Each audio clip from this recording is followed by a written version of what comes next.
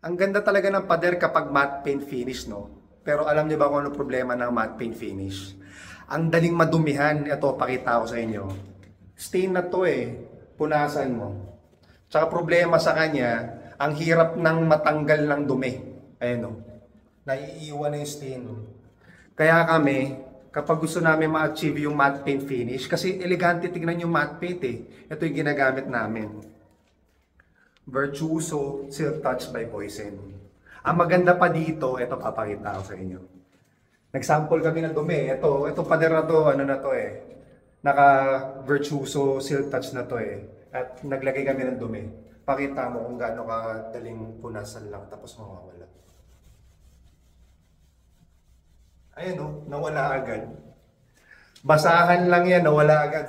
Back to original yung pintura ninyo. So, kung gusto nyo ma-achieve yung matte paint finish na look, na very elegant, ito gamitin ninyo.